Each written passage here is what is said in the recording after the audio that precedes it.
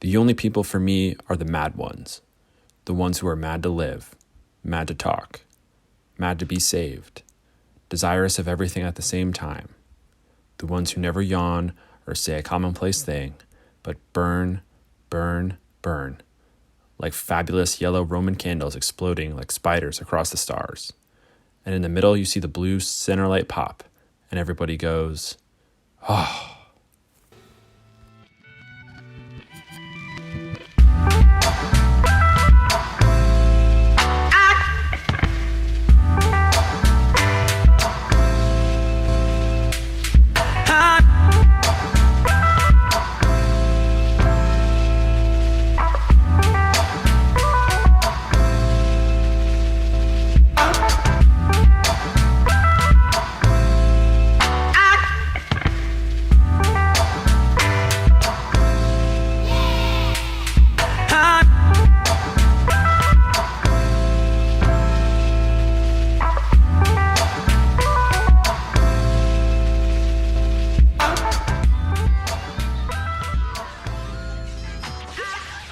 Hello, and welcome back to the Lit to Lens podcast, a safe place for folks who like the movie better than the book and vice versa.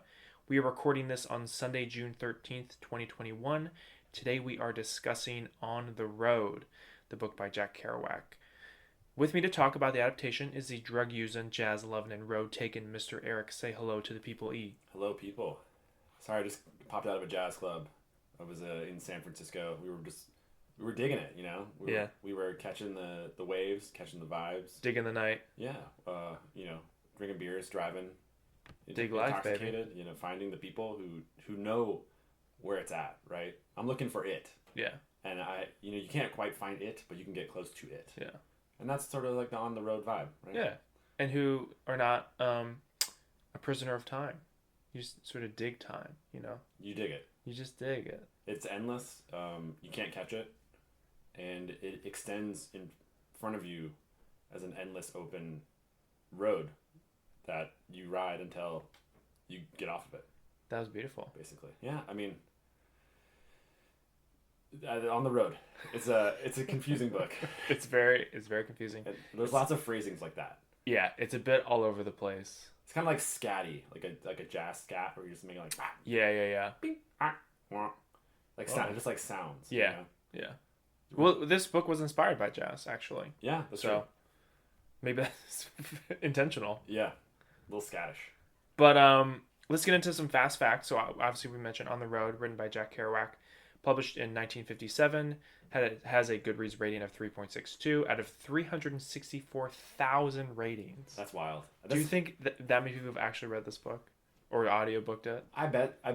I feel like this is probably a common high school book. Yeah, right? That's true. For a while. I'm pretty sure it was in our high school English class, but I don't remember reading it. And I bet that explains why the Goodreads ratings are so low. Yeah, probably. Because I think in high school you're probably more likely to hate something because it's forced on you. Yeah. Versus finding it later in life and choosing to read it. I don't think this is a good book for high schoolers. Yeah, there's certainly some like more adult things that they probably... I just don't think, like, at least for me, I was at the right mindset for this book. In high school? I feel like I have a much more appreciation for it now than I would have then. That's interesting. I'm going to say the opposite. Really? I feel like I've sort of missed this book. Oh, interesting. Like, I feel like it was something that would have connected with me at 16. Oh. When I was, like, young, impressionable. Yeah. Was thinking that, like, going to San Francisco was cool. Yeah. Now I think San Francisco's kind of lame, so... Yeah, for sure, yeah. I don't really care. So many, Denver? Like, who wants to spend that so much many time tech in bros Denver? and fucking... Yeah. Patagonia vests. That's right. So the movie, directed by Walter Salles. I'm not really sure. Salles or Sales? Sales. I don't know. Salles. He's the director of the Motorcycle Diaries. Screenplay by Jose Rivera, who wrote the Motorcycle Diaries. So that teamed up for this movie, starring Sam Riley, Garrett Hedlund, Kristen Stewart, Tom Sturridge, Viggo Mortensen, Amy Adams, Elisabeth Moss, Kirsten Dunst, Steve Buscemi, and Terrence Howard, who has a brief cameo. But I thought I'd throw him in there because he's a big name. It's a powerhouse of a cast. It's wild. Yeah. We were watching. I mean, when I was watching, I was like, "Oh my god, it's Terrence Howard!" He was in the first few minutes. I think that was it. Yeah. And Steve Buscemi was like that. He comes in fast and leaves fast. yeah. But no, it's like heavy hitters. I mean, except for the main cast, I would say like Sam Riley was a relative unknown. Garrett Hedlund, well, probably not a relative unknown, but like bubbling actor. Kristen Stewart, obviously coming off of that big Twilight series, Yeah. right? So she was a big name at the time. So this is, I feel like, a big movie. I feel like, yes, it makes sense because it's on the road, and if you're probably like a young creative person, you probably like the book. Probably, yeah. And they hadn't made a movie. When you hear about making a movie about on the road, you're probably like, fuck yeah, sign me up. Yeah, exactly. I want to be in this. Right. And yeah, so big cast, big movie. Rotten Tomatoes, 45%, Metacritic 56, so not loved by critics, unfortunately. No, and we'll get into why. Yeah, we will get into why. Can you give us a brief recap? Yeah, Here. On the Road tells the story of Sal Paradise, a writer living in New York City as he travels across America looking to experience all the continent has to offer. Among his traveling companions is the mythic Dean Moriarty, a Denver-born free spirit who seeks out a good time above really all else. Jazz music, copious amounts of alcohol, drugs, and sex feature prominently. And that is On the Road. Yes, I do. And also cars, because, they are, on the road refers to, of course, driving. Right, so you have to have a car to Hitchhiking, drive, driving, yeah. Those are in the film as well. Yeah. In the book. Not as much driving in the film. I could have used more driving. You could have used more like what's that movie, Solaris? Yeah. Like 10 minutes of just one continuous shot. Yes. Driving. If you no took dialogue. that shot and put it in this movie, it would have made this movie better. Honestly, it would have won an Academy Award for sure. I think. Yeah. There's a couple of scenes where there's the camera is sort of like on the bumper of the car and they're just showing the road. And Yeah. The lines. Right. There's scenes of like the Hudson they drive like far away going across a cool landscape. Mm-hmm. I feel like there was an opportunity to bring the cinematography from Nomadland into this movie. Yeah. And just give us a little bit of like travel porn. Yeah. Like scenery porn. Yeah, there really was not much of it. Yeah. There wasn't a lot of like hitchhiking stuff either. Mm-hmm. Where it's just sort of like, oh yeah, Yeah. my thumb's out, I'm just hopping in a car. Yeah. I feel like that was very brief. Yeah. There were a couple moments of it. Definitely more. There's more about that in the book because I feel like that's got to be a scary thing to do. Yeah. Well, probably not as much back then. I mean, I think nowadays, once we heard about all the murderers and blah blah blah, but back then that wasn't really a thing. It's another callback to The Devil All the Time. Yeah. The people there pick up hitchhikers and murder them. Yeah, those guys. This are is crazy. the good kind of hitchhiking. Yeah. You get picked up and dropped off. Right. Alive. Yes. So we're gonna play a quick game, Eric. It's called Two Truths, One Lie. Do you know how to play? I do. Okay. 3 statements, 2 true, 1 fib. Yes. Are you ready? Yes. Number 1, the original scroll of On the Road was purchased for over $2 million. Number 2, Jack Kerouac wanted Marlon Brando to play Dean in the film adaptation. And number 3, the film outperformed its budget at the box office. So its budget was $25 million. Oh, man. I really like the idea that Marlon Brando would play Dean. That actually feels kind of right to me. We'll talk about Dean and the casting of Dean later, too. But I kind of like Marlon Brando. I feel like he's got this sort of like macho-ness, but also he's a little unhinged. Mm-hmm. I feel like Jack Nicholson could be a guy here, although I think Jack Nicholson is maybe a little too violent. Mm. I don't like. Dean's not necessarily a violent person, though. Violent character. Yeah. But yeah, Jack Nicholson has like violence in his eyes. Yes. Yeah. So I like the idea of Brando. Okay. So I'm gonna say that's true. The original scroll of On the Road purchased for over $2 million. So the thing about On the Road, right, is that it's based on Kerouac's travel diaries, but then he sat down and like banged it out in just a continuous scroll of paper over like a 3-week period or something. Yeah, which explains why a lot of this book is repetitive. Right. It's just a travel diary vomited onto the page. $2 million. That's a lot of money for that, but that would be a cool thing to own. Outperformed its budget. I think that's got to be the lie. Like this movie, bad reviews, kind of independent, financed by like foreign entities. I saw. I don't think it outperformed its budget of $25 million. You would be correct. He did not. Was that his budget? 25 million? Yeah, budget was 25. Box office $8.8 million. So what did they even spend 25 million on? Garrett Hedlund. Just this quote. Just him, yeah. His hair. Yeah. Getting sweat his on makeup his shirt. artist, yeah. That's right. Yeah. Same with Kristen Stewart, the sweat. Yeah. They had little spray bottles. Those were expensive, so. Yeah, that's true. It's water, you know. The water in California. Hey, It's not free. So yeah, you are correct. Actually, one interesting fact about the original scroll, it was purchased in 2001 by a prominent NFL team owner. Do you know which team owner it is? The only one I could think of that would want to buy it. I mean, I don't even know if he would want to buy it. I just think of like Jerry Jones. Oh yeah, no, it's not him. It's not him. He's the owner of the Indianapolis Colts. Jim Irsay? Yeah. Huh. Which I thought was interesting because, that just I know him, right? And then obviously, you know Jim Irsay? Well, of him. Oh. I mean, we're casual friends. You know what I'm saying? But he got pulled over years ago with like a lot of drugs, right? Yeah. So there's like this thought that he's like a drug user or whatever, maybe whatever. But this would be a book that like sort of fits that scenario, right? So what do you do if you own the scroll? I guess you like loan it out to a museum? Yeah, so it's basically displayed at different museums. I think it was displayed in Paris when the film was released, because I think it was in Cannes. It premiered at Cannes in 2012 or whatever.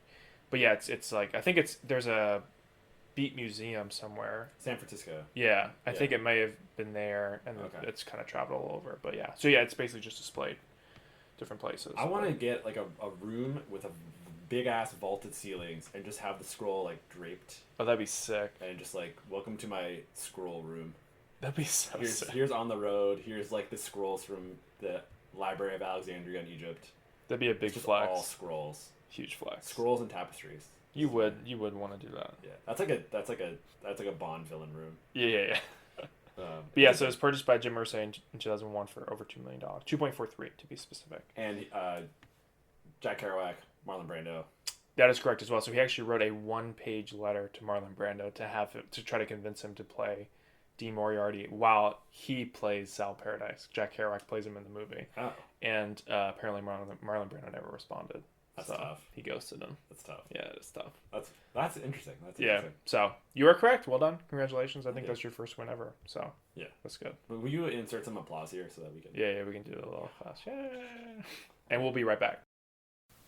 If you like what you're hearing, please rate and review us on Apple Podcasts. It'll help us find more fine listeners like you. And we're back. Thank you for that brief word from Eric.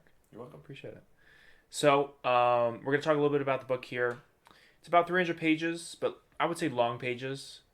It's a pretty dense read. Did we like reading it?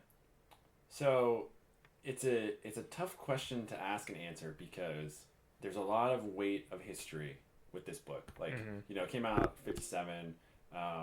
It definitely has the status as one of the great American novels. I think Time magazine did and these things are all like relative, right? But Time magazine did a list of the top 100 American novels of all time. I think On the Road was like 55. Yep. Something in there. Yep. So not the top end, but certainly like a book that everybody knows, even if not everyone has read it. Although 360,000 people read it on Goodreads. Right. So it's sort of hard to just come out and be like, I didn't like this book, because there's a lot behind it that like makes it important. Right.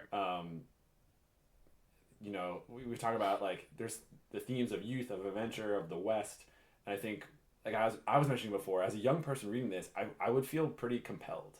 I feel like I would pick up this book, it would be dog-eared, you put your like notes in it and just be like, yes, this is what life could be for me. And I think that would be exciting.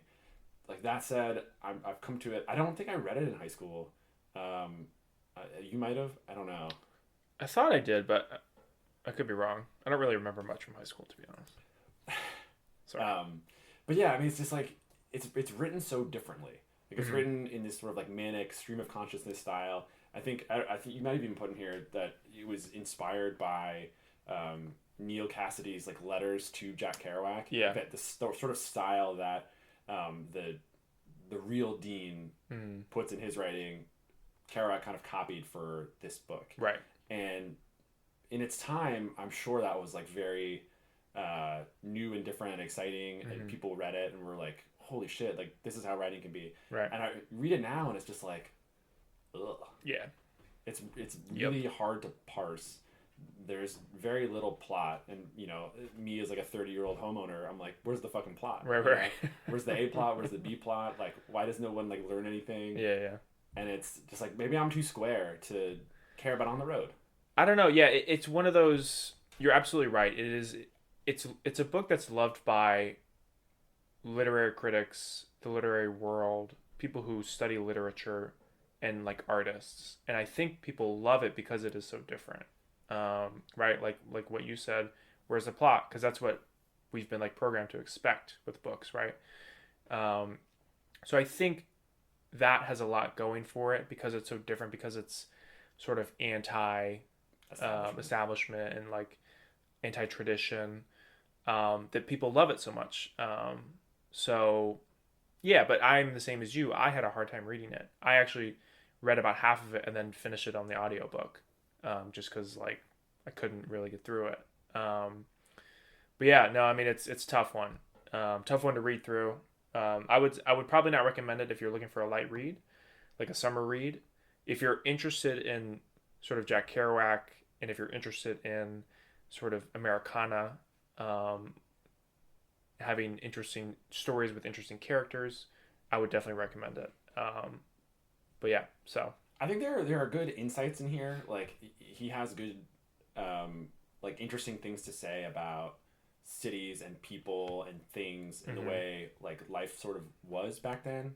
Like we talked about in our intro episode that the Beat Generation is this sort of like post World War II group of young people who don't really know what to do next. Like there's this sense of anxiety and like confusion about what life should be now that we are done fighting this big war. Right. Like what will America become now that we've like sort of figured things out. Right. Because there's just one big open road and you can turn off in a lot of different places, and it's like today when you have so many choices, it's hard to make one. Yes, exactly. Yeah, I mean it's a good point because obviously these experiences happened to Jack Kerouac in the late 40s, right? So right after World War II, like you said, and it's tough for especially I'm sure young people who go the previous generation had an objective, right? They were there to fight the war. They were there to crush evil and crush the Germans and the Japanese powers, and that was everybody sort of rallied behind that. But once that was accomplished and that was over with, it's sort of like, okay, what do we do now, right?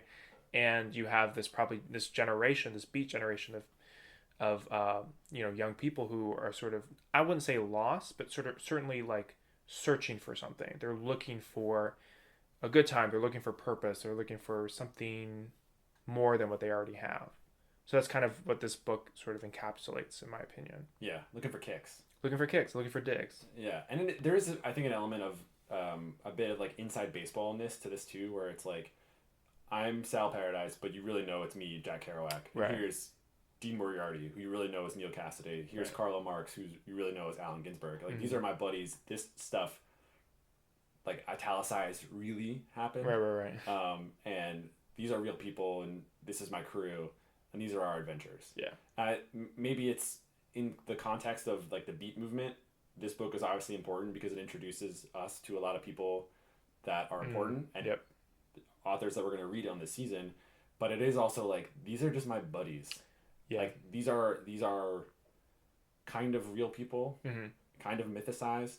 And it's like, well, okay, but I don't know them. So it's like, am I missing something? It's kind of incredible that, if this all actually happened, that these like 4+ prominent leaders of this Beat generation were all like best buds, and they all like hung out and they did these things together. Like I feel like that is sort of unique for the Beat generation. Like you don't hear stories about like Stephen King like going out and getting trashed with like another famous mystery author, Dean right? Koontz. Like yeah, you know what I mean? Like you don't know. I mean, they could. They certainly could. But I think you mentioned in a earlier conversation this was kind of like the Brat Pack, right? Yeah. That was at least my comparison. Yeah. Right? Like all these people are friends and get lumped in together. Right. It is crazy that like the odds of four people who look at the world very strangely would all be in the same place at the same time and become friends. Yeah. And then produce like such creative works. Yeah. So I would say that I like it, like kind of, Mm-hmm. but I also think that part of it just like I missed. Yeah, I would agree. I would say the same thing. So what parts of the book were you excited to see adapted? So I was looking forward to the travel, like seeing the cities, right? Denver, LA, San Francisco, Mexico, New York, the hijinks, like the weirdos they meet on the road. Yep. There's a couple of good moments in the book where he is hopping like car to car and in Nebraska. I think they showed this in the movie. In Nebraska, he's like on the back of a truck bed, and they're like, "Yeah, these boys like don't stop. You gotta pee off the back of the truck." Yeah. It's like that kind of stuff, like life on the road.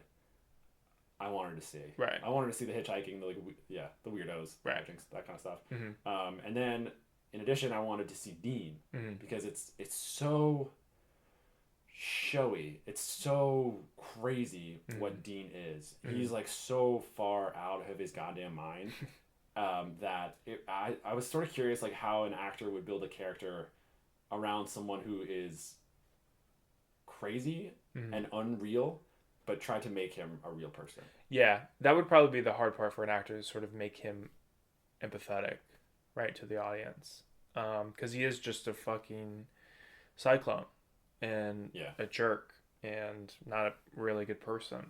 Yeah, I feel like today we'd have words for him, like bipolar or like he would be something. There would be like a medical condition associated with what he is. Probably, yeah. And back then, I don't think they probably had like the words to describe him. No, definitely not. I agree with you. I was most interested in seeing Dean on the screen. Because for all the reasons that you mentioned, just because he's such an interesting person and he does all this crazy shit and he's just like a loose cannon. I mean, he's just all over the place and can't seem to focus on one thing. He focuses on like 100 things. Yeah. All at the same time. Yeah. And he does all of them. Right. So, except for being a good person, like that was not one of the things that he was focused on. Yeah. He's like sleeping with multiple women at the same time. Yeah. And while he's doing that, he's also going out with his like guy friends. Yeah. He's like, all right, leaving her behind Camille, with the kid. I'll be back at 3:14, not a minute before, not a minute after, 3:14 on the dot, and then we will commence with our lovemaking session. Right, exactly. Like 3:14 a.m. Doc, I'm asleep. Right, yeah. Yeah, you can sleep on the couch. Yeah, be quiet. Don't come in the room. Yeah. Yeah, so Dean for sure was a big one for me. And then why do we think this was adapted? I want to ask two questions actually. So why do we think it was adapted, and why do we think it took so long to get adapted? Yeah, they are related. I definitely think you're right. It's weird too because it seems like Kerouac wanted this to be a movie. Yes, he did. If like, I don't know how successful this book was in its time. I think it probably was fairly successful. Must have been. Like it makes all the sense in the world that you would try to adapt it. Right. Because there's momentum. Hollywood adapted books like all the time in the 40s, 50s. Yeah, I mean there wasn't TV shows. There wasn't as many movies. But... I think this book is extremely hard to adapt. Like it doesn't feel real to me. Like it doesn't feel like these things happened. The people don't feel real. Like it's crazy. It's manic. As you mentioned, there's no plot really. It's just sort of like Sal traveling with Dean, without Dean. Like they get drunk, they do drugs, and they like have a good time. They don't really even talk about anything. Right. Like they mention a couple times like Carlo and Dean will have these deep conversations, but they don't say what the conversations are about. Right. It's just the idea that they have to get to a certain state of mind to have like higher thoughts, to have higher experiences. So in that respect, like I don't know what the movie is. Yeah, I mean, it doesn't have a story. It doesn't have the beats, right, of a normal story. And it's just, I don't know. I mean, it's hard to sort of put on screen things that just occur and have no real relevance to anything. It's just sort of, that's kind of how the book plays out. It's just, he's just traveling and things happen to him, whether they have significance or not, but they're mentioned and they're written down. And you can't really have that for a movie. I feel like you lose the audience much more quickly than probably a book, because a book is more investment, right? But Yeah, I don't know. To me, the book is more of a, like, I think for like legal reasons, he said he changed everyone's name. Probably. Or like the publishers said don't put the real names. Mm-hmm. But to me, the book is sort of like a document of its time. It's almost like a diary you read in a nonfiction class to explain what the world was like at a certain moment. Yeah. And he's offering insights into a world. Right. But he didn't care about making those insights like into a narrative. Right. He was sort of like you said, encapsulating like a moment in time. Yeah. And so like to me this doesn't even work as a TV show. Like I don't even know what the TV show version of this is. It's definitely like vignettes. It's a 30-minute section where he goes from New York to San Francisco and the shit that happens there. Right. And then, there are recurring characters and yada yada yada. But it's like you'd have to invent, and they do. You'd have to invent a story to make On the Road work as a movie. So maybe it just took somebody famous like Kristen Stewart saying like, "Hey, I want to do this. Yeah. And I'm going to take this role, and I'm going to make it bigger, and I'm the name that's going to get funding, and we're going to do it." Yeah. Yeah, I mean, I think it's hard to write a story around a character who doesn't really have a goal, right? I mean, maybe you could probably argue that his goal is to like maybe find himself or have a good time or whatever, something like that. But that's not really a tangible thing that you grasp, right? That really affects you and moves you at the end of the movie. But yeah, I think, the cast certainly for this adaptation is quite stellar, like Kristen Stewart, like you said. So maybe that has something to do with it finally getting made. But there were attempts in the past. There were. I gotta imagine this was just sitting there, and it just like took the stars to align to get it like greenlit. Yeah, I mean, obviously in '57, Kerouac wrote that letter to Marlon Brando saying that we should work together, we should film this together, and then there were more attempts. Did you read it? Did you want to mention some of these later on, like some of the people who were attached to it previously? No, let's do it now. Okay. So Warner Brothers acquired it. This is 1979. Francis Ford Coppola was a big admirer of it, and he bought the rights of it in 1979 with Warner Brothers, I believe, or Paramount. And so the people who were originally like attached to it, or people that might know now, was Ethan Hawke. He was going to play Sal Paradise, and then Brad Pitt was going to play Dean Moriarty. I think that was in the 90s. And then that obviously fell through. And then Billy Crudup as well. For Sal. For Dean. Sal, you're right. So Billy Crudup for Sal, and then Colin Farrell for Dean, and that must have been in the 2000s. Oh. So, and then Gus Van Sant also expressed interest in directing. So it's kind of just bounced around Hollywood for the past, 50 plus years. But I thought those were interesting actors. I've got some modern names to bring up later. Okay, good. I want to hear those. To float them off of it. Yeah. But I gotta think it's just like this could have been made whenever, and it just took someone brave enough to play Dean and someone strong enough to just be like, we're fucking doing this. Yeah. I'm sure once they greenlit, obviously like the talent flocked. Right? Yeah. I mean, so they certainly showed up to the party. Yeah. Yeah. But yeah, so is that it for the so. Oh my God, I cannot speak today. I'm like, after last night, man, I can't. Yeah. Can't really focus. We were out in Clarendon, so big night. Because Eric's birthday weekend, so. It's true. Turning 30, reading On the Road for the first time. Yeah. Yep, just pack up and leave. I think that's what this is inspired me to do. We'll be the last episode of the podcast. We're gonna be right back. Do you have an idea for an episode? Tell us what it is. Tweet at us, find us on Instagram, follow us for updates and general musings at Lit2Lens. And we are back. Thank you for that brief word from me. Keep it brief. You're very welcome. Half short, twice strong. What?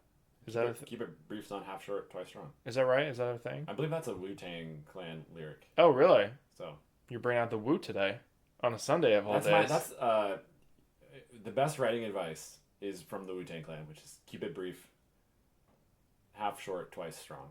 I like it. Okay, there you go. It's a little Sunday wisdom for you here. Wu-Tang Sunday here at Lit to Lens. Usually it's Wu-Tang Wednesday, but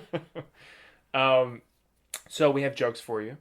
We don't promise that they'll be good, but we promise that they're jokes. Yeah. So don't be offended. We're gonna have to go to the workshop and Yeah. find some more humor. Yeah, we might need to like take our stand up on the road and see what works and what doesn't. Now that there are audiences again, we can actively workshop. Yeah. For now, we're just sort of like we're in an echo chamber, and that's not. Yeah. It's not good for joke writing. No, we're just in our own heads. Yeah. Yeah. I can go first. Yeah. What did Dean say to the Undertaker? I don't know. What did he say? Yo, man, dig that. Oh, that's good. That's good. I don't know why he's with an Undertaker, so that it needs some work. Oh, you should have said The Rock. Isn't his thing? Can you dig it? Can you dig it? Oh no, that's Booker T. Is that? Okay. Am I getting that confused?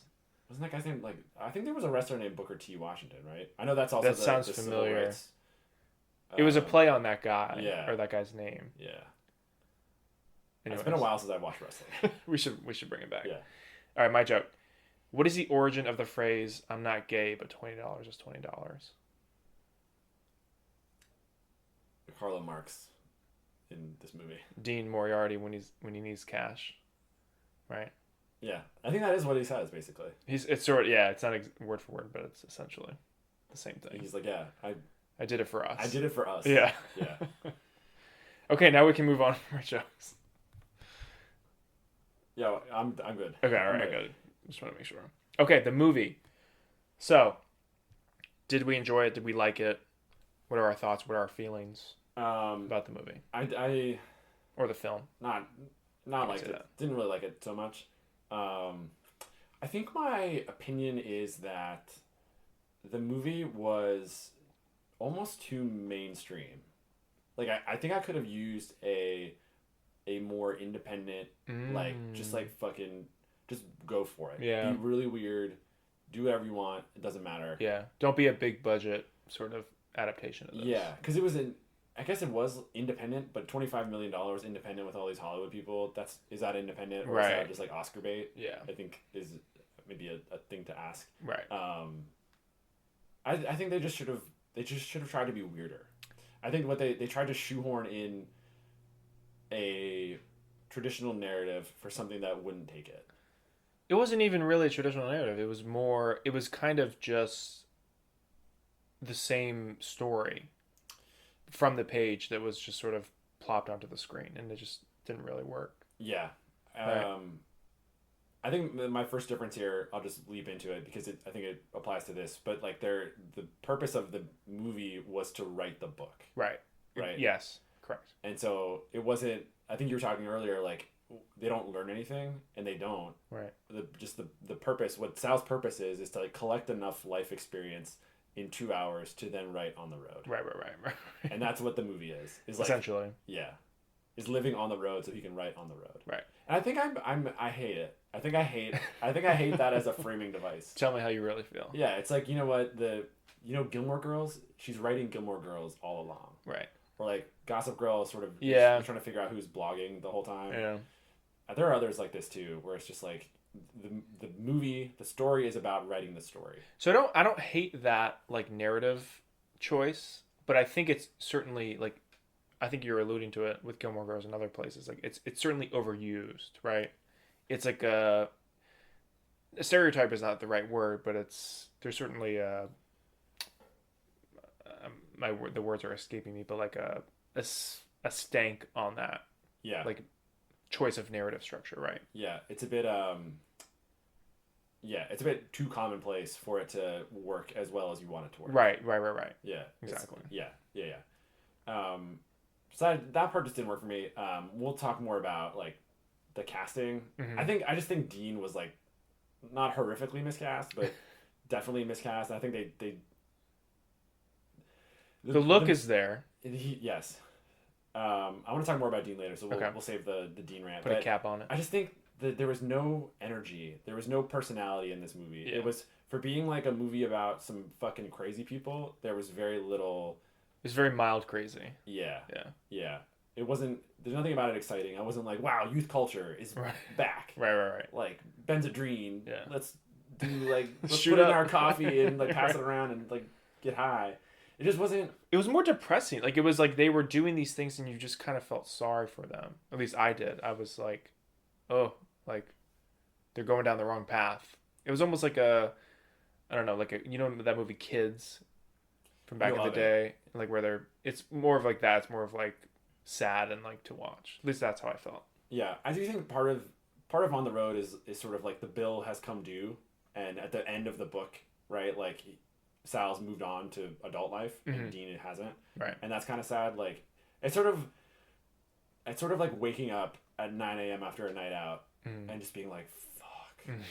It's sort of how the book ends, and kind of like this morning. Yeah, but the book also gives you all of that night out. This movie only gives you the like 9 a.m. feeling. Yeah, exactly. Yeah. What we're trying to say is it did not inspire enthusiasm for like doing this.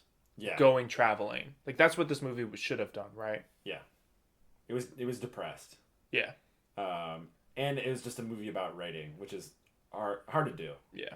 Where it's like, okay, is there a scene where he writes just like fuck on a typewriter and rips the page out and throws it away? Right. Yeah, of course. Is there a scene where he like gets inspired and just writes and doesn't stop writing? Yeah, because that's the only two ways you can show writing on a movie. That's it. Either you type out fuck, or you just like bang out the 55 best American book of all time. Yeah, I mean, that's it. That's the only way you can do it. Yeah, literally. And we saw that with Adaptation many times. Yeah. But so I wanted to move on to another difference here, and it's a big one, is the amount of sex and the differences within the sex motivations of a lot of the characters in this film. So Carlo Marx, who is Allen Ginsberg in real life, is in the film a homosexual, right? And like hopelessly attracted to Dean. Yeah. So he's like in love with Dean, as are other females. And Dean is sort of a player, sort of sleeps with a lot of women, not really tied down to any of them. Also has sex with Carlo Marx, so he's bisexual. Do they have sex with each other? I'm pretty sure. Okay. Yeah, but they start having sex in the threesome in that one scene. So I just assumed that the deed was done. Yes. But maybe, yeah. That's right. And then he ends up having sex with an older man, Steve Buscemi's character, later on for money. But you kind of get the sense that he was sort of initiating it. Dean was. Yeah, it was more like he was more open to it than he sort of he discussed about it or sort of elaborated on it later. But yeah, so what are your thoughts on that? Was that sort of like Hollywood throwing this in? Was this an interesting addition or change for you? What are your thoughts? I thought it was like mostly fine. I don't know. I feel like they decided that Dean wasn't going to be crazy, but he was going to be like just like a creature of like a sexual being. Yeah. And he was going to say yes to everything. Right. Whether that meant women or men, that was the way they were going to show him to be Dean and not like screaming at people or being crazy in a different form. Right. So I maybe that was a trade. I think I didn't fully. Some of those relationships didn't really make sense to me. Like at the beginning, Carlo was like kind of pining for him, and then it was rejected because Dean was sleeping with women. Right. And then he eventually did sleep with Carlo, and it was like fine. Right. I was like, I'm just sort of confused. Like, are we rooting for this? Are we not rooting for this? Like, why aren't you still angry about it? Right. I just didn't get it. Yeah, I mean, I think it was the goal of it was to add another sense of like drama and tension right between the characters. But they never even fought about it. Like Carlo was just sort of pissed and would like smack things, and like he would throw a chair or like smack a table. When he heard Dean having sex with somebody else in the other room, he would be like jealous and like he would scream, like yell, like, he's a fucking bitch. Yeah, right. But yeah, it wasn't like it was just like, okay, all right, this is happening. Yeah. It wasn't very dramatic. Yeah, it wasn't dramatic. Yeah, for me it was just like Dean is going to be a person that just says yes. Yeah, exactly. But there's other sex with women in between characters that don't have sex in the book either. Yeah. So Dean in the book really only has sex with Mary Lou, who's played by Kristen Stewart here, and Camille, who's played by Kirsten Dunst here. And he has another lover, and Sal has a couple of lovers. Yeah. And in the book, Sal and Mary Lou have this sort of like wanting for each other. Right. That's never consummated. And in the movie, Mary Lou just is like sleeping around. Yeah, Between the two of them. She's similar to Dean in that respect, where she is very much a sexual creature, and she will sort of sleep with many people. But they bring Sal into the mix, which doesn't happen in the book. So Correct. Sal gets to have sex. I don't think he tries to have a threesome with Dean, Mary Lou, and there tries to be a threesome between Dean, Mary Lou, and Sal like can't do it. Yeah. But then later on, they're like all naked together in the car. Yeah. And they have like a little sexy scene there. That was another weird scene. Like, they're driving and they're all naked, and she's basically jerking both of them off, or she is jerking both of them off while Dean's driving. They're driving, and it's almost like a comedic scene, right? Because the person who's passing them kind of notices, and then he kind of drives off the road in shock, right? Yeah. It was just, yeah, I don't know. It was weird. They talk about it in the book. They're just like, oh, you know what we should do? We should just like be naked now. Yeah, it just sort of felt like it didn't hit. Like, it didn't feel like there was a real purpose for that. Yeah, I wonder if it's like a Kristen Stewart thing where she just doesn't feel like a person who is, like wild and crazy. None of these people felt like impulsive to the, like there's a lot of sex happening, but I never felt that Sal or Dean or Mary Lou, as played by these actors, was impulsive. Yeah. So I was like, okay, well they're just like having sex because that's what the script says for them to do. I didn't feel that like Dean was, I just gotta have sex, man. Yeah. Right. I have to have sex with somebody like right now. Right now. Yeah, it's sort of, I mean, that's on the actor, right? And maybe there wasn't an extra scene for them to sort of bring that up, but it's on the actor's job to sort of do that. So, yeah, I don't know. There was a lot of sex. So, Yeah. if you're into sex, check it out. Yeah. I wonder if like they meant sex to be a shorthand for like, this is fun. This is like young people. I think that's what they're going for. Yeah, and it just didn't really, for me, it didn't really work. No, me neither. But let's talk about Mary Lou. Yeah, so she gets a huge glow up here. In the book, she is Dean's initial wife. Yep. And she sort of makes eyes with Sal. They kind of have like a maybe will they, won't they? They sort of make plans at some point in San Francisco. They're going to run off together and leave Dean behind. That's not really the case here. She is she's given more agency, I think. Obviously, having peak fame, Kristen Stewart coming off Twilight, probably influenced a lot of that. But she does a lot of things for herself. She sort of just like decides who she wants to be with and when. She brings them together. She pushes them apart. She decides that she, kind of in a twist, was like, I'm married or I'm engaged. Yeah, to a sailor. Although we haven't seen her without Dean ever. Just another weird addition. Yeah. And there are a lot of things in this movie that are just said that are not sort of for the narrative, but not sort of explained or delved into. It's just sort of like, here's extra context for the audience. Yeah. This is what's driving her motivation or whatever. Yeah. She doesn't, she's not in the movie for 20 minutes, and then when she comes back, we don't even know where she's been, and then it's like, oh yeah, well, I got engaged while I was gone. But like, now I'm in the car naked with you guys. Right. It's like, show us this stuff. Yeah. Show us these things. I know it's a lot. It was already a 2-hour long movie, but like, show us. Show me. Yeah. It's weird. It's like, so she's given agency, and I think a lot of in the book, she's kind of done a little bit dirty. Like, I think they call her a whore. Like, several times. So like times. The relationship and like the way that she's written about is not like healthy in 2021 standards. Right. So in this movie, it disallows that. Like, she's not that in this movie. Correct. Right. Correct. It makes her an actual like person who can do stuff and has her own feelings. Correct. And leaves when she wants to leave. Right. But she's just like around until she's not. Yeah. So she's bigger in a sense that like she's present, but she also doesn't have a lot to do or doesn't have a lot that she like wants to do. Yeah, I mean, it's her. I think her character's role in this story is essentially to sort of distract Dean and to sort of maybe give hope or sort of a hope of romance for Sal. yeah, she's sort of like in this. She's like the pivot of this triangle. The fulcrum point. Yeah, she's certainly a very important part to this movie. Not so much in the book, but obviously, it's Kristen Stewart, so you got to give her some lines, right? Yeah. But yeah, so no, she's a big character in the movie.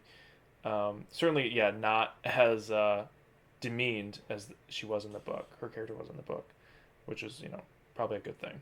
Yeah, I suppose the idea of her is like, you show her in relation to Dean, who can't stop, and so even though they're married, like he's still got to like sleep around. He's gonna have kids with somebody else and have kids with someone else, and have sex with whoever he wants. And you just show Dean as like Peter Pan, like never growing up, like right, just right.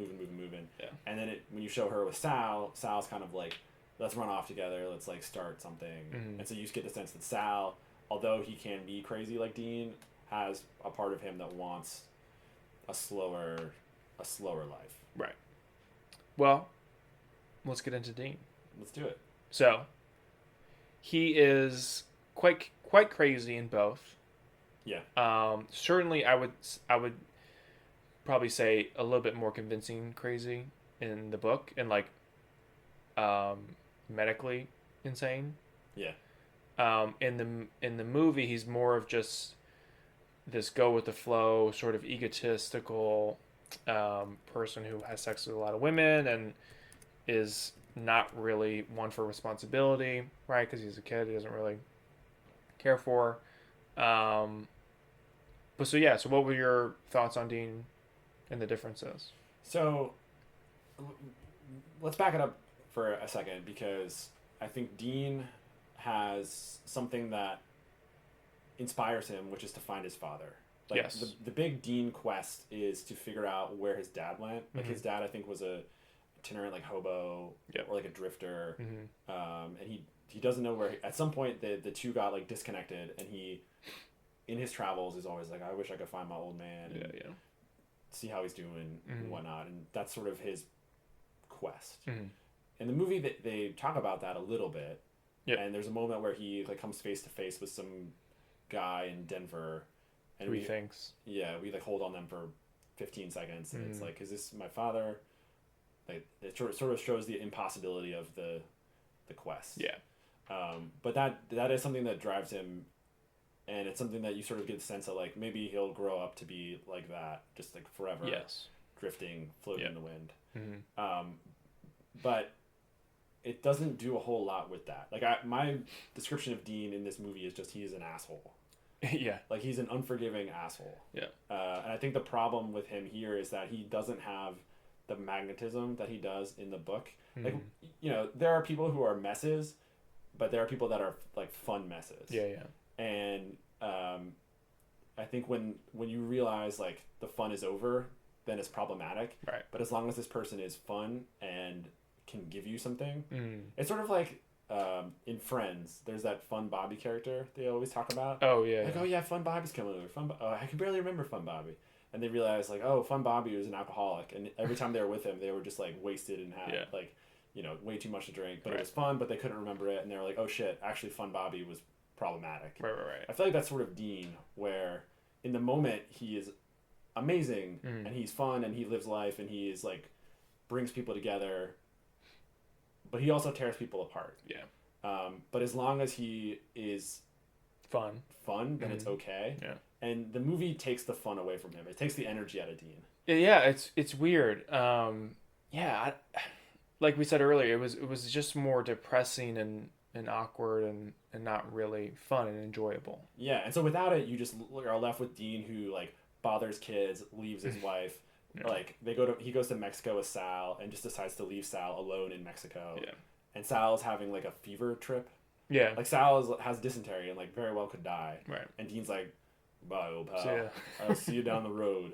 And in the book, that happens in Mexico, but Sal has a buddy with him. Right. In the movie, he doesn't have the buddy there. Yeah. And so it's just like, you're just fucking leaving Sal to like die when he's like in bed with a 150-degree fever. Yeah, it's a good friend. So I'm just like, I just think Garrett Hedlund did it wrong. Like you need the reason to like Dean, and it didn't exist. And without it existing, all the relationships that he has are fucked. Yeah, essentially. Yeah, I mean, we'll get into it here in a second, but like it's clear that he was horribly miscast as Dean. Yeah, he looks like Dean. Looks right? like Dean. I think we agree on that. Yeah. But he didn't feel like Dean. Correct. You want to talk about the father stuff anymore, or you think you... Well, no, I think you hit it on the head. I mean, I think it's important to mention that is his driving force, and it's sort of, it's that parallel, like, how similar was Dean's father to Dean as we know him, is Dean going down that path, and you kind of get the sense that he is, like, he's ripping apart the relationships that he has formed, right? That he has a child and he has a wife, and those relationships are deteriorating, and he doesn't really have anything else going on. Like, eventually, like you said, the fun will stop, but he will probably continue searching for it and continue being himself, and he won't be able to change. It's getting kicks. Yeah, so I just think it's important to mention that how his father ended up, and that's likely like the path that he's going down. So we're not, obviously don't get that far, but yeah, so. Yeah. All right, so I have some alternate Dean castings that I came up with last night. I'm actually super ready for this. So I liked Marlon Brando. That's a good one. These are all modern actors. Okay. And yeah, I don't give a fuck about old actors. So I have 4 names here. Okay. We'll discuss each one. First name, a little out of the box. Okay. For Dean, Harry Styles. Oh, interesting. He's got the look. The look, right? Yeah. He's got a little bit of like sultry, like, yeah, I'm a like fuck your mom energy. Yes. Right. I don't know that he is like, he might not. I don't know that necessarily Dean needs to be like super masculine, because Harry Styles isn't like traditionally. Not like a big guy. Yeah, he's not like Marlon Brando male, but like, I don't know, something about Harry Styles I kind of like am intrigued by. Yep, I'm intrigued as well.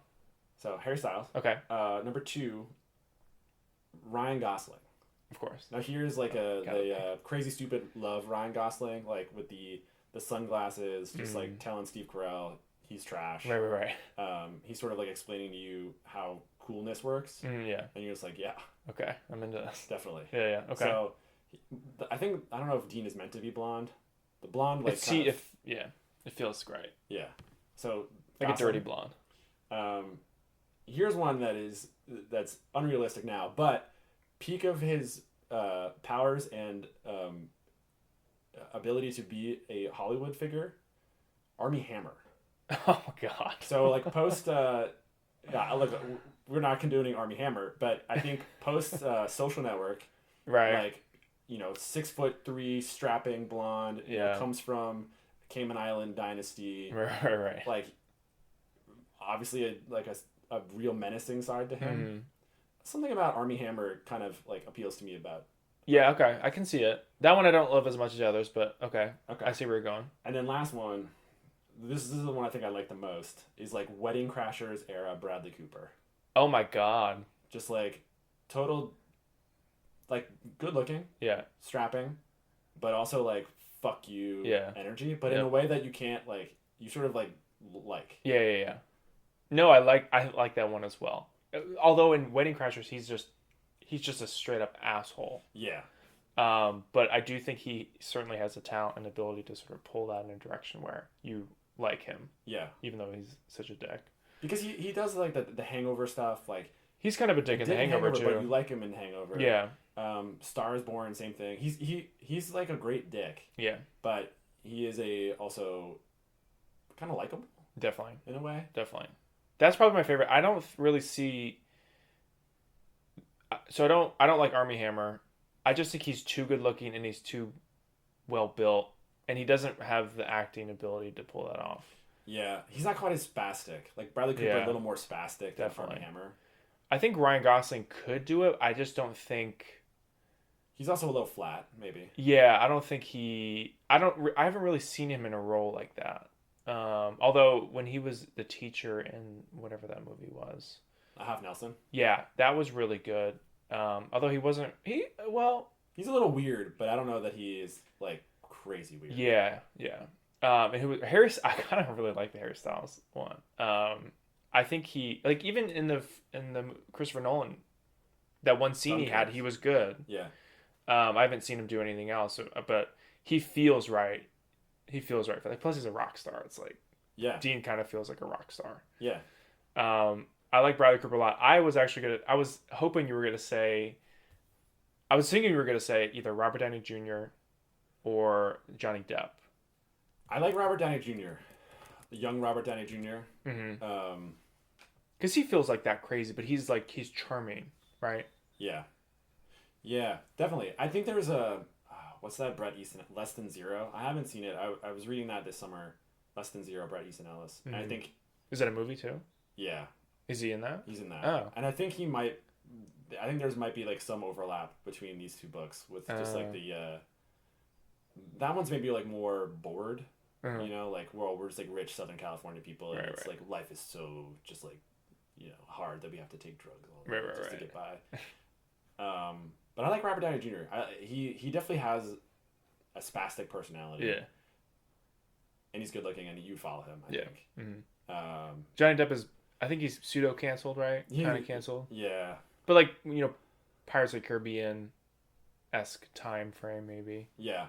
I don't know if he's done a role like this, but he just seems like at least in the 90s, right? He had that bad boy look to him. That sort of feels like Dean to me a little bit. The sunken eyes. And yeah. Like, he's always looking for strung out. Looking for something. Yeah, a little strung out. Yeah.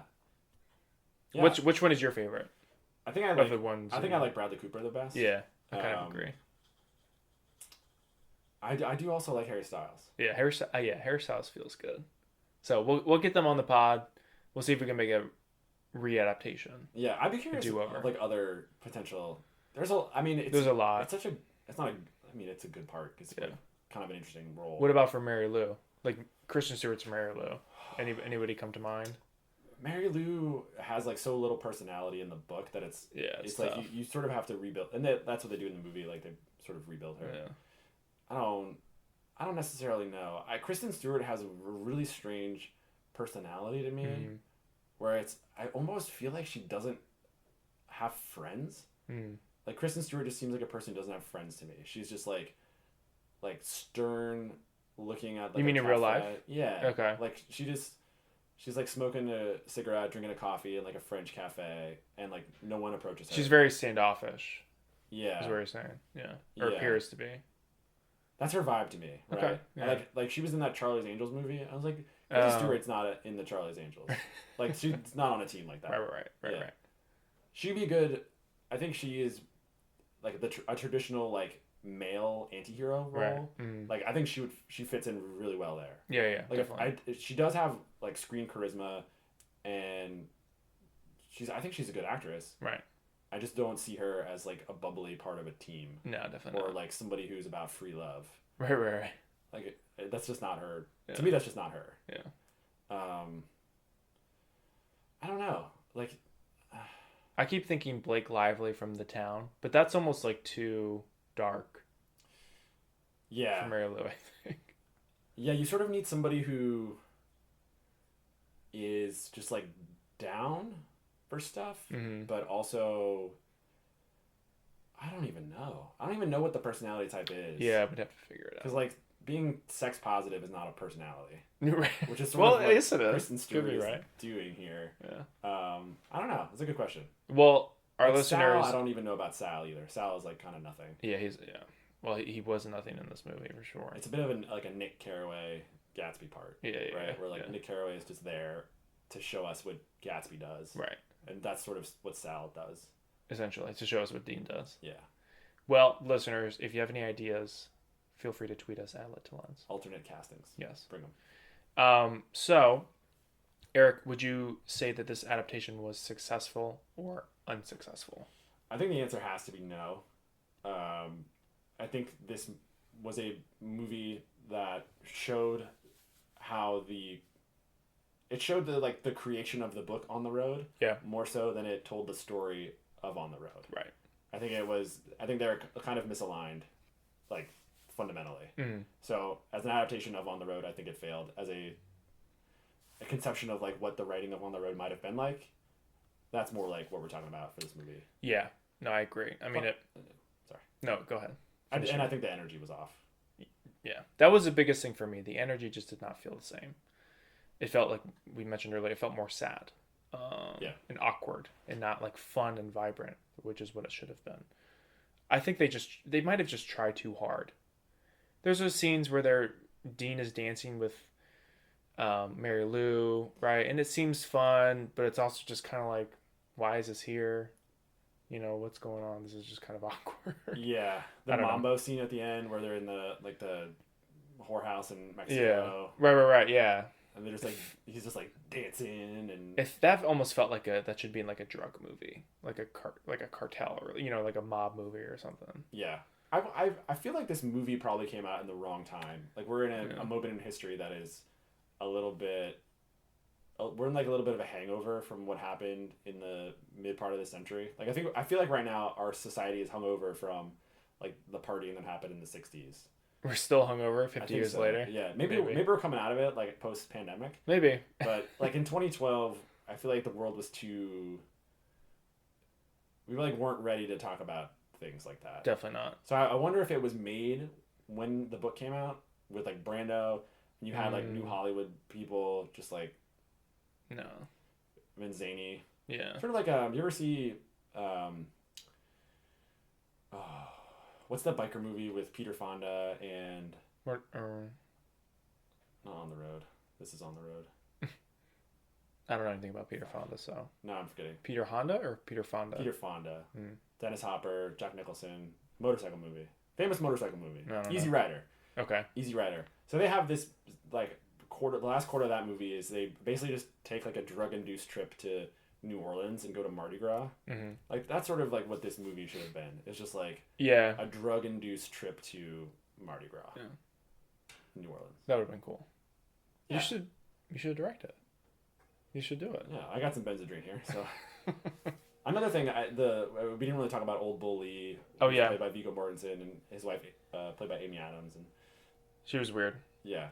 No, those characters I thought were good. I mean, Amy Adams was a little bit odd, but I thought her Viggo Mortensen, who played Old Bull Lee, was great, and then as well as Elisabeth Moss, who played Letta Dunkel. Yeah, she was great too. I thought. Yeah.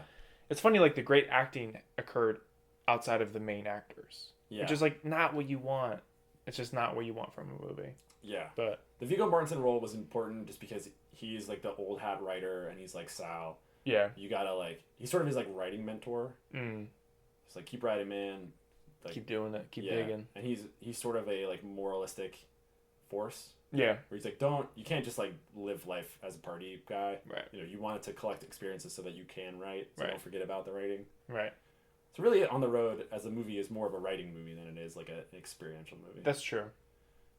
So yeah, the answer is no. I agree.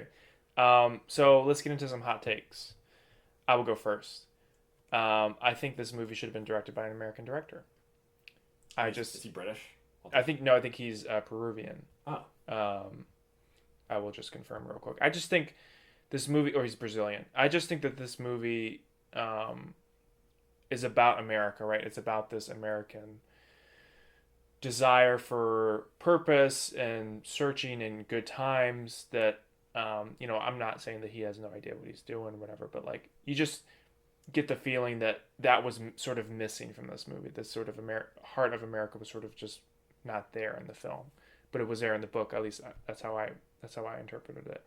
I understand why they chose him, as well as the screenwriter. Both come from Motorcycle Diaries. I haven't seen the movie, but from what I have seen from the stills and trailers and stuff, it is an on the road movie. Like it's they are in a motorcycle going on the road, like wherever the hell they are. I think it's in somewhere in Central or South America, but you get the sense visually, like okay, this is kind of what they wanted, and I think that's what they went for, but didn't really hit. So hot take over. Okay. Mine's not quite as spicy as that. I think they should have left this book alone. Oh, okay. If it took them 70 years to adapt it, 60 years, whatever, 1957 to 2012. Yeah, 60. 60 years. Just leave it alone. Yeah. I think that's really it. Or make it weirder. Yeah. Take it out of Hollywood. Yeah. Let's just like fucking handheld cameras. Let's make it. Give it to some film school rejects. Yeah. Yeah. I don't know. Yeah, something. I think my hot take is just leave it alone. That's fair. Final thoughts. What will we remember? Oh, I'm sorry. Before we do final thoughts, move your book. Which do you prefer? I got a book. I didn't. It's a 3-star for me on Goodreads. Me too. But I still go. I go book. Me too. Me as well. I feel like we don't really disagree on these too often. I feel like we should disagree more. I'm going movie then. No, I can't go movie. No, I can't go movie either. It's definitely a book for me. Also did three stars on Goodreads, so there you go. We need half stars. Yeah, we do need Give us half half stars. stars, Goodreads. Now we're into final thoughts. What are we going to remember from the book? I will remember Dean for all the reasons we mentioned, for his craziness. What about you? I really like this phrasing I wrote down here, that LA is the loneliest and most brutal of American cities. So I was reading this when we were on our honeymoon in California. And I think I was reading that like either while we were in LA or moving to LA. And I was like, that stuck out. dang, yeah. Yeah, it makes sense, especially nowadays. Yeah, it is pretty I think lonely. that fits, yeah. And brutal. Yeah. If you're not like a TikTok like famous person, like who are you? A TikToker. You're a lonely nobody. Yeah, I kind of like the way people use these like weird words to describe like what does being brutal mean, you know? And I feel like he likes to do that in his writing. He's like, he describes something with a word that almost doesn't describe it, or describes it like in a very broad way. Yeah. Like how is a city brutal? So the reader will fill in their own meaning for it. Yeah. Right. Yeah. Like lonely, you sort of get like, okay, well, I'm just by myself and things are happening without me. Yeah, but brutal could be a number of things. Emotionally brutal, physically brutal. Yeah. I like it. Okay, I get it. Yeah. Thank you. And then what are we going to remember from the movie? Kristen Stewart hitting the ski slopes. If you've seen the movie, you'll know what I'm talking about. That was interesting. We mentioned it earlier. What about you? The Steve Buscemi-ness of it, where he's just like, he just comes in and he's like, hey, I'll take you guys to Chicago. And then he's like, hey, Dean, you want to have sex with me for money? And Dean's like, sure. Yep. I did it for us, Sal. That was also a very awkward scene. Yeah. He like peeks through the door and sees them having sex. Yeah, just awkward on every single level. Yeah, kind of an awkward movie. Overall. But Kristen Stewart also a very awkward performer. Yes, that is true. Garrett Hedlund less awkward, but just like weird energy. Mm-hmm. I can picture him in my head just like dancing to the mambo, like head jerking forward. Just like too much. Yeah. Do less. Yeah. Do less. But a very handsome man nonetheless. Oh, for sure. So yeah. And that is it from us. Thank you for listening. If you've gotten this far, we're going to sign off here. Check out our most recent episodes with Lane Shefter Bishop on the business of making film adaptations in Hollywood, and the season 9 introduction, which we released on earlier this week. And then keep an eye out for our next episode, which is going to be on Howl. See you next time.